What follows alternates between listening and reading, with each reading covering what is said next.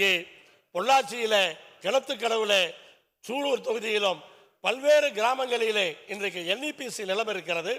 அந்த NEPC நிலத்தை ஒட்டி நிலத்தை சிப்காட்டுக்காக எடுக்கிறார்கள் என்ற பேச்சு அந்த பகுதியில் வந்திருக்கிறது. NEPC நிறுவனம் 1990களில் நிலங்களை வாங்குறது தமிழ்நாடு உள்ள காற்றாலை மின்சாரம் அமைப்பதற்காக. அதில் வந்து கிட்டத்தட்ட 2000 ஏக்கர் வாங்குறாங்க. அதில் கோவை பகுதியில், ஏன்னா அந்த இடத்துல ஒரு நல்ல விண்டால் நல்லா இருக்கிறதுனால கோவை பகுதியில் ஒரு 1003 ஏக்கர் வாங்குறாங்க. அதற்கு பிறகு அவர்கள் நில உச்சவரம்பு சட்டத்துக்கு கீழே அந்த வாங்கின நிலங்கள் வந்து செல்லாது என்று ஒரு உத்தரவு 98ல் வருதுங்க. 98ல் வரது பிறகு இவங்க வந்து கோர்ட்டுக்கு போகிறாங்க. இப்போ 19/6/2024 கோர்ட்டில் ஒரு ஆர்டர் வருதுங்க. அந்த ஆர்டரில் இந்த அரசாங்கம் இந்த நிலங்களை எடுத்துக்கலாம் அப்படின்னு கோர்ட் ஆர்டர் வருது.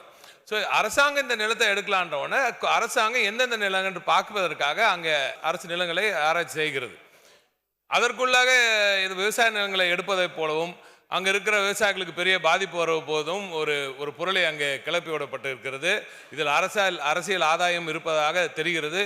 ஆனால் இதில் இன்னொன்று, இப்போ இதை நிலத்தை ஆராய்ச்சி செய்யும்பொழுது என்னெல்லாம் கவனத்துக்கு வந்திருக்குன்னா, இந்த 1003 ஏக்கரில் ஏறத்தாழ ஒரு 200-300 ஏக்கர் வந்து தனியார் பல தவறுதலாக பத்திரம் செய்திருப்பதாலும் அவர்களால் தூண்டிவிடப்படுவது என்ற ஒரு தகவலும் அங்கே வருகிறது.